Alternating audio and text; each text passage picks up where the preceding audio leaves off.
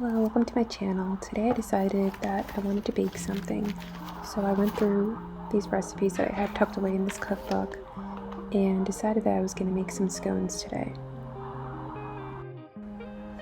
I wanted to make something kind of springy, so I had these leftover sprinkles from an Easter cake.